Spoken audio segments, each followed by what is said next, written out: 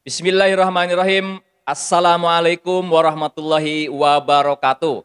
Salam sejahtera, salam hormat saya untuk Anda semua, sahabat subscriber, serta pemirsa YouTube di seluruh tanah air. Saya doakan mudah-mudahan Anda semua selalu dalam keadaan sehat, diberikan keselamatan, perlindungan, dan kebahagiaan. Amin, ya Rabbal Alamin. Berjumpa lagi kita di channel kebanggaan kita bersama, yaitu channel ASP TV. Di mana dari channel ASP TV ini teman-teman semua bisa mendapatkan informasi hukum, tambahan pengetahuan dan wawasan hukum secara gratis bersama kami para advokat dari kantor Acep Saifuddin and Partners.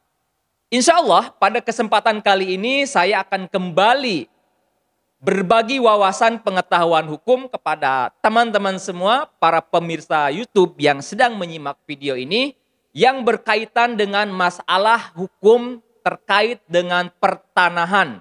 Lebih spesifiknya, saya akan berbicara terkait dengan adanya kasus-kasus mafia tanah yang belakangan ini banyak bermunculan.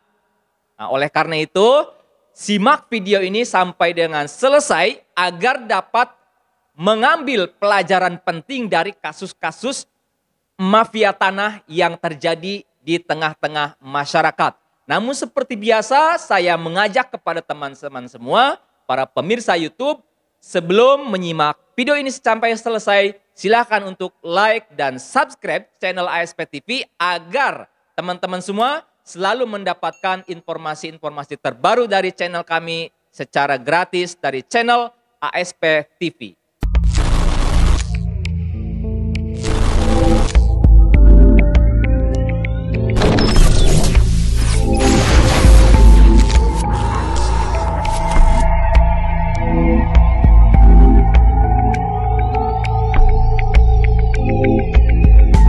Baik, terima kasih kami ucapkan kepada Anda semua, sahabat-sahabat ASP TV dan pemirsa YouTube yang sudah mendukung channel ASP TV untuk terus konsisten memberikan kontribusi positif dalam memberikan tambahan edukasi hukum, tambahan wawasan hukum kepada pemirsa YouTube dan seluruh masyarakat umum secara keseluruhan.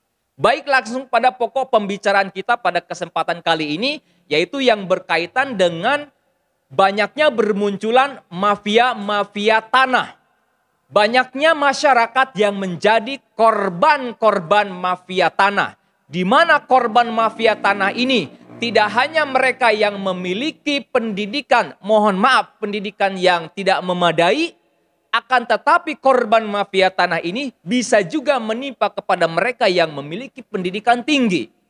Kemudian korban dari mafia tanah ini tidak hanya menimpa bagi mereka masyarakat menengah ke atas ataupun juga masyarakat di pedesaan.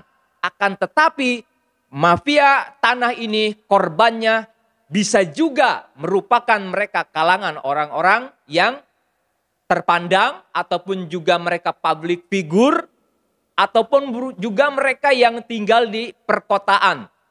Beberapa bulan kebelakang kita juga tentunya mengetahui informasi dari media pemberitaan adanya kasus mafia tanah yang dialami, yang mana korbannya adalah salah satu artis tanah air kita, yaitu Nirina Zubir. Nirina Zubir ini, keluarga Nirina Zubir ini menjadi korban daripada mafia tanah.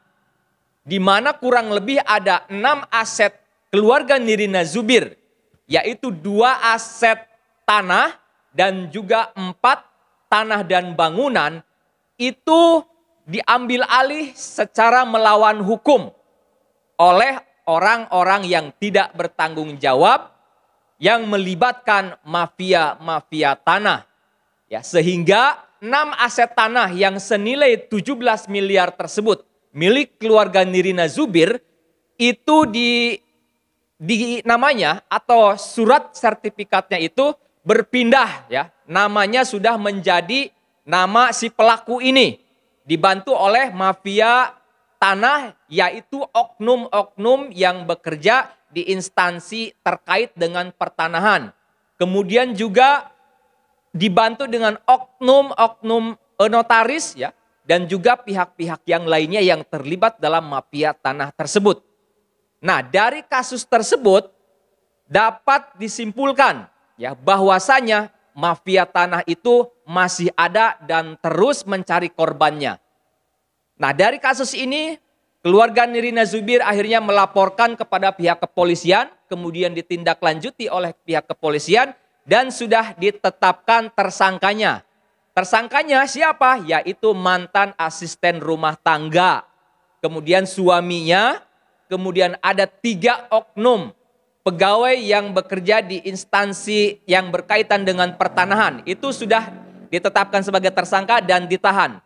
Yang lainnya masih dalam tahap pemanggilan ya. Infonya silahkan teman-teman update di internet. Nah, dari kelima pelaku ini ya bisa dijerat dengan pasal 378 tentang penipuan, kemudian 372 tentang penggelapan dan 263 tentang pemalsuan surat. Karena si pelaku ini menggunakan kuasa jual palsu.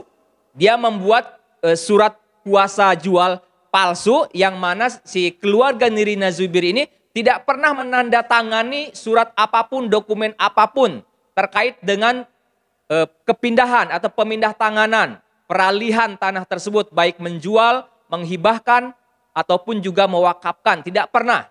Nah, artinya si pelaku ini menggunakan surat palsu dan memalsukan surat sehingga sertifikat tanah milik keluarga Nirina Zubir bisa berpindah tangan kepada mantan asisten rumah tangganya. Dan tentunya ini dibantu oleh oknum mereka yang bekerja di instansi pemerintahan yang berkaitan dengan pertanahan. Kemudian juga oknum notaris. Dari 6 aset tanah tersebut, 2 sertifikat tanah atau 2 aset tanah itu sudah dijual kepada pihak ketiga. Dan 4 tanah dan bangunan milik keluarga Nirina Zubir ini itu diagunkan ke bank. Ya, kemudian uangnya dipakai usaha untuk mengembangkan usaha si pelaku.